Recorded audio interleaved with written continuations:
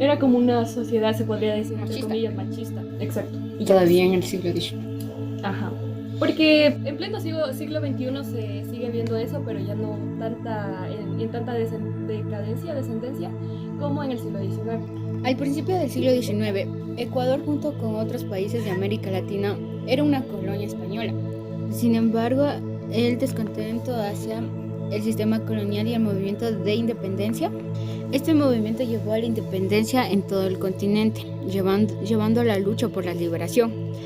La figura del Simón Bolívar, quien lideró la independencia de varias naciones sudamericanas, fue fundamental para el proceso de la independencia del Ecuador, que se alcanzó el 24 de mayo de 1822.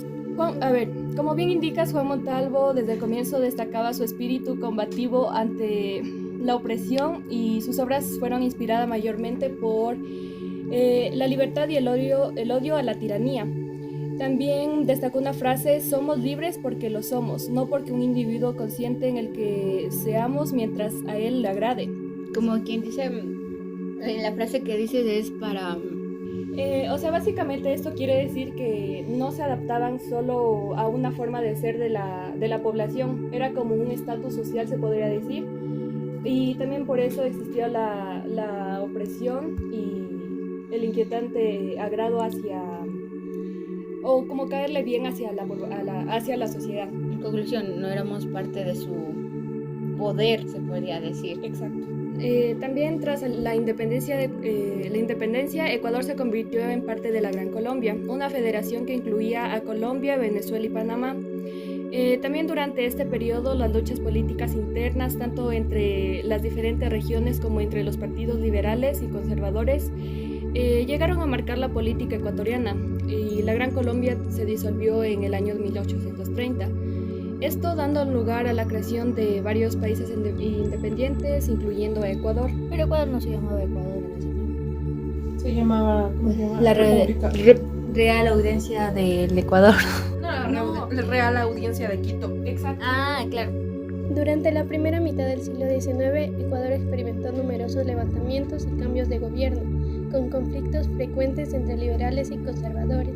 Estos enfrentamientos políticos a menudo eran resultado de disputas sobre los modelos de organización del Estado, la distribución del poder y los intereses regionales.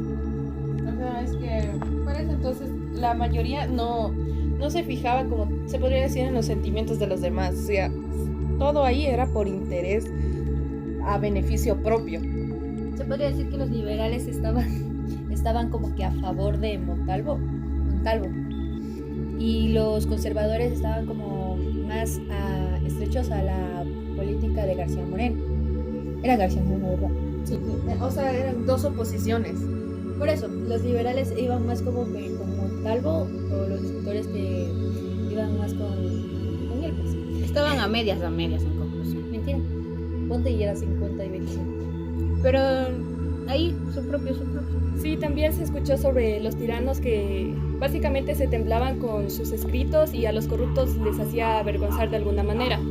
También su análisis profundo de la situación mundial se hace presente en El Cosmopolita, en donde escribió sus críticas hacia Gabriel García Moreno.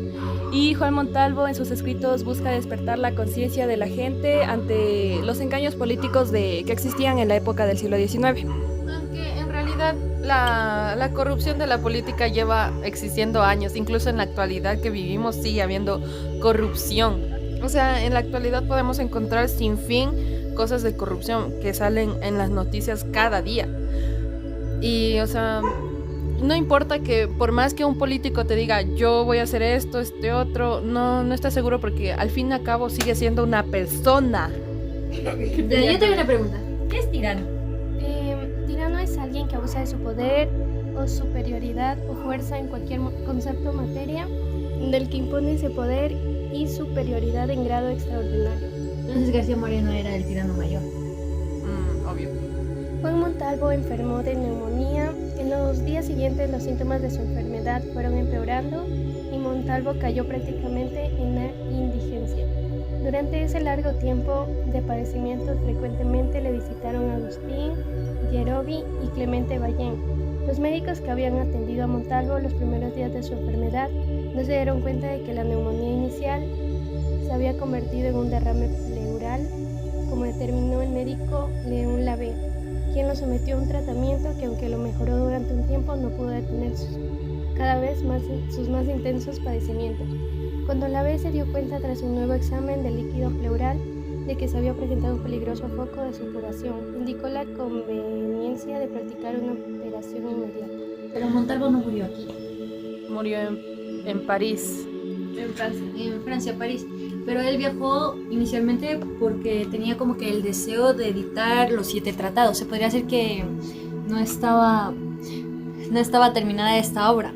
O sea, es muy triste que un autor, un escritor tan reconocido que es ahora él es ahora reconocido. Y que también actuó con normalidad, apegado básicamente a sus ideas y libertinaje,